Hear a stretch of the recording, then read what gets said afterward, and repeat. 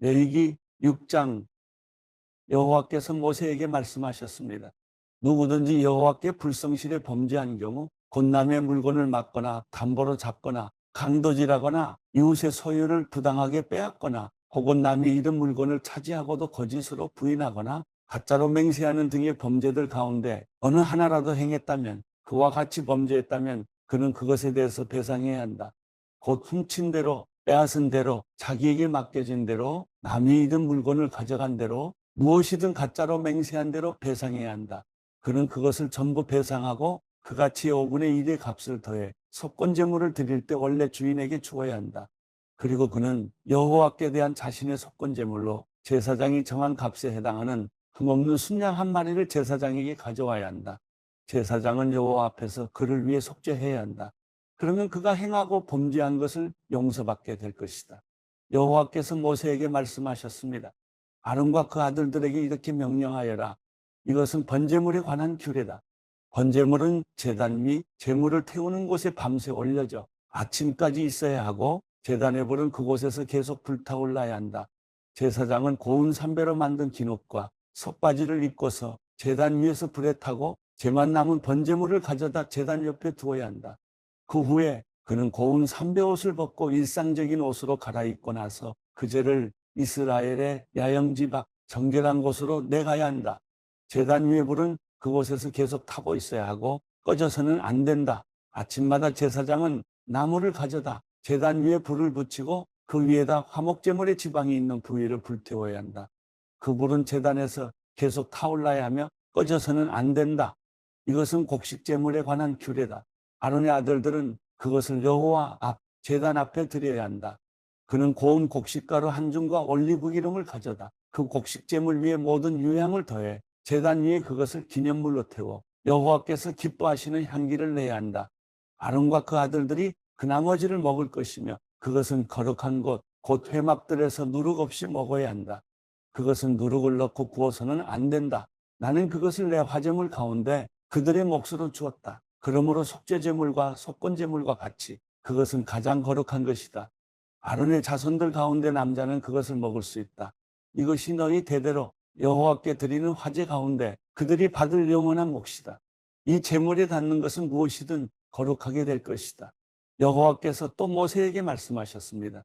아론과 그 아들들이 제사장으로 임명을 받을 때 여호와께 바쳐야 할 제물은 이렇다. 정기적인 곡식 제물의 경우처럼 고운 가루 10분의 1의 발을 준비해 2분의 1은 아침에 2분의 1은 저녁에 드려야 한다. 그것을 얕은 철판 위에 올리브 기름을 섞어 만드는데 그것을 잘 반죽해 곡식제물처럼 잘게 잘라 구워라. 그러고 나서 그것을 여호와께서 기뻐하시는 향기로 드려야 한다. 아론의 아들들 가운데 아론의 뒤를 이어 제사장으로 임명받은 제사장은 이것을 영원한 규례로 여호와께 드려야 한다. 이것은 완전히 불태워야 한다. 제사장이 드리는 모든 곡식제물은 완전히 불태울 뿐 먹어서는 안 된다. 여호와께서 모세에게 말씀하셨습니다. 아론과 그 아들들에게 이렇게 말하여라. 이것은 속죄제물에 관한 규례다. 속죄제물은 여호와 번제물을 잡는 곳에서 잡아야 한다. 이것은 가장 거룩한 것이다. 죄로 인해서 그것을 드리는 제사장은 그것을 먹어야 한다. 그는 거룩한 장소, 곧 회막들에서 먹어야 한다. 그중 어떤 부위든 고기를 만지는 사람마다 거룩해질 것이고 그 피가 누군가의 겉옷에 조금이라도 튀었다면 너희는 거룩한 곳에서 그 옷을 씻어내야 한다.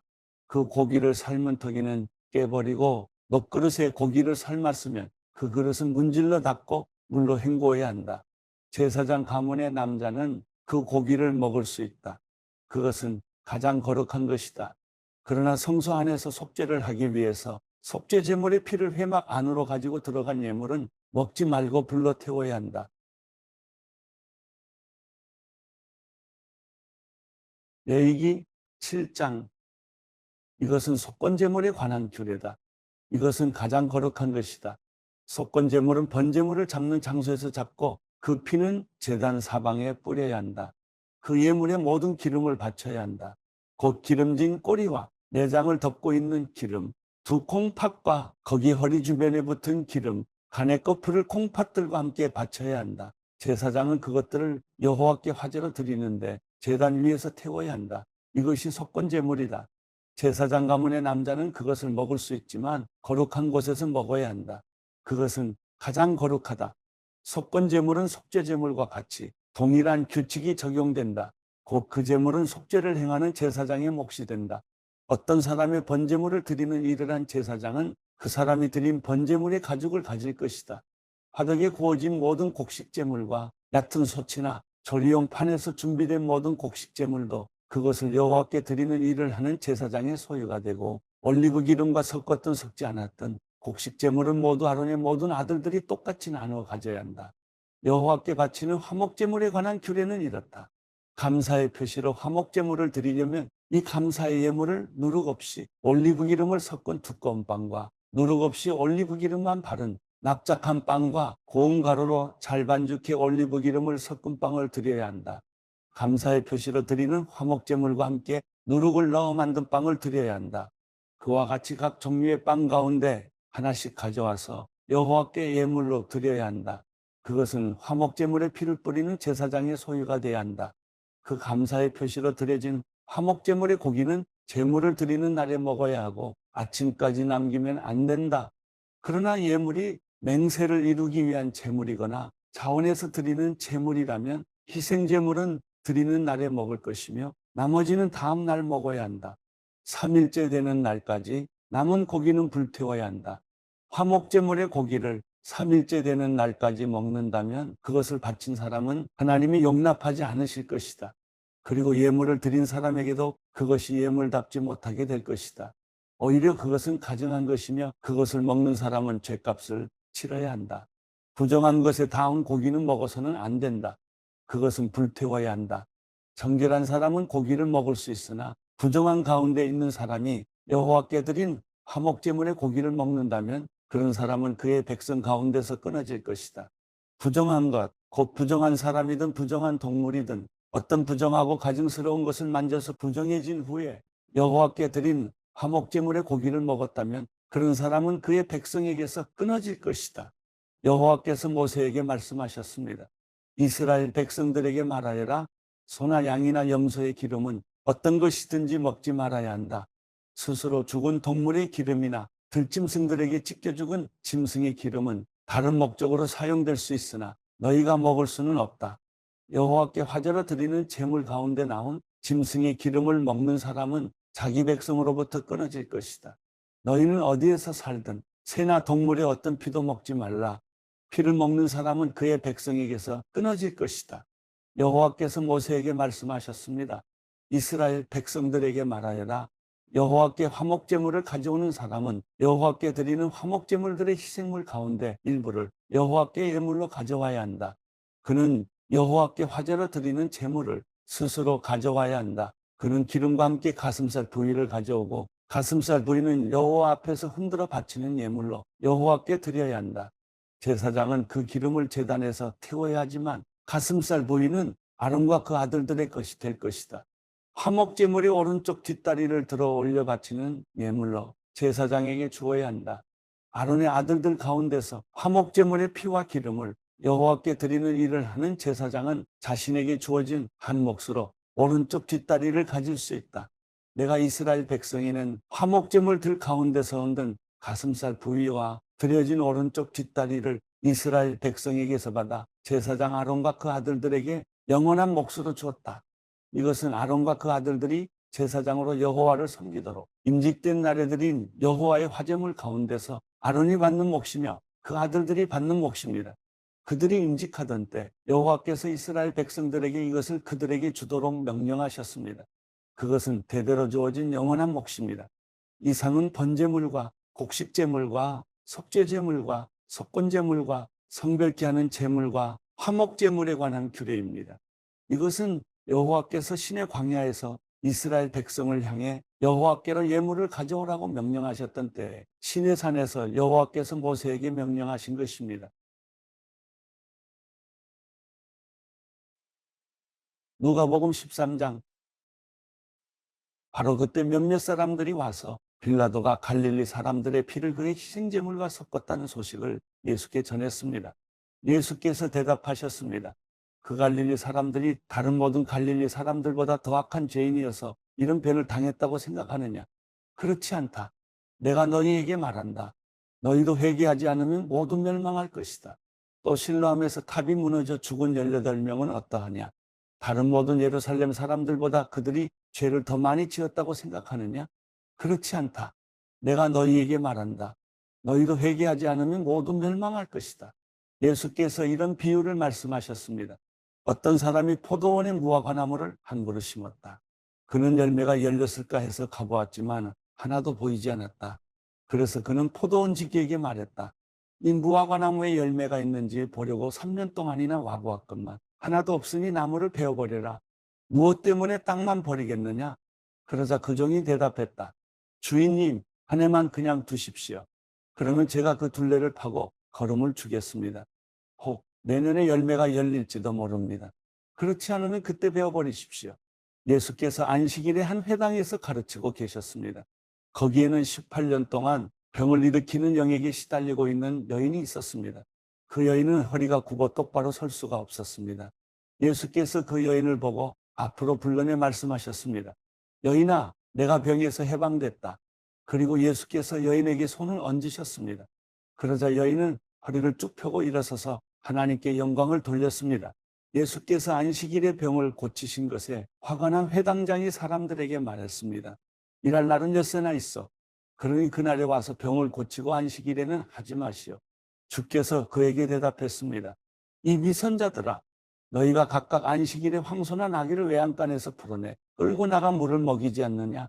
그렇다면 아브라함의 딸인 여인이 18년 동안이나 사탄에게 매여 있었으니 안식일에 이 매임에서 풀어주는 것이 당연하지 않느냐? 예수께서 이렇게 말씀하시자 그를 반대하던 사람들이 모두 부끄러워했습니다. 반면에 다른 사람들은 모두 예수께서 행하신 모든 영광스러운 일을 보고 기뻐했습니다. 예수께서 말씀하셨습니다. 하나님 나라는 무엇과 같은가? 그것을 무엇에 비교할 수 있을까? 그것은 누군가 가져다 자기 밭에 심은 겨자씨와 같다. 그 씨가 자라서 나무가 되면 공중의 새들이 날아와 그 가지에 둥지를 튼다. 예수께서 다시 말씀하셨습니다. 하나님 나라를 무엇에 비교할 수 있을까? 그것은 누룩과 같다. 어떤 여자가 가져다 가루 3, 4톤에 섞었더니 결국 온통 부풀어 올랐다. 예수께서는 예루살렘으로 가는 길에 여러 마을과 동네를 거치며 말씀을 가르치셨습니다. 어떤 사람이 예수께 물었습니다. 주여, 구원받을 사람이 적습니까?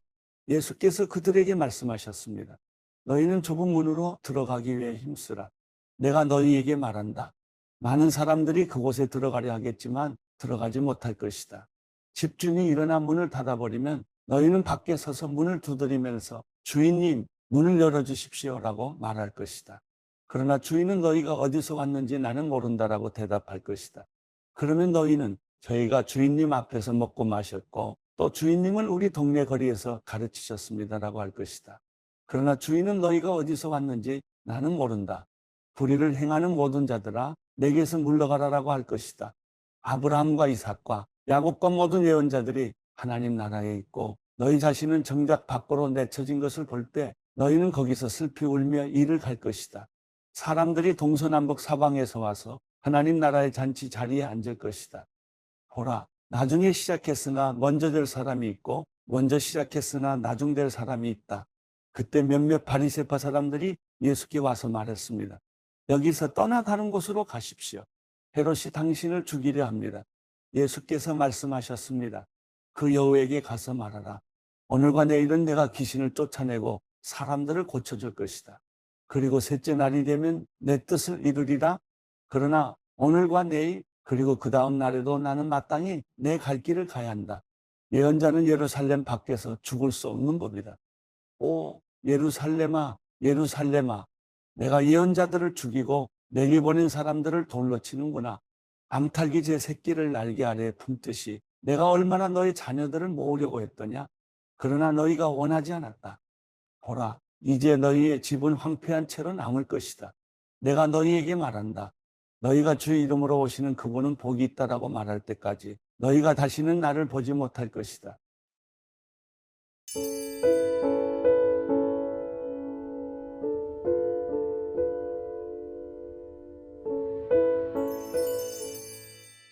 시편 54편 하나님이여 주의 이름으로 나를 구원하시고 주의 힘으로 나를 판단하소서.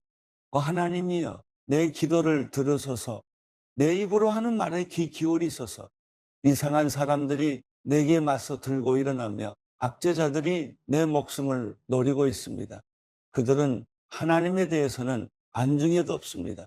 셀라, 보십시오. 하나님은 나를 돕는 분이시며 여호와는 내 영혼을 붙들어 주시는 분이십니다. 그분이 내 원수를 갚아 주실 것입니다. 주의 진리로 그들을 끊어 주십시오. 내가 기꺼이 주께 희생제를 드리겠습니다.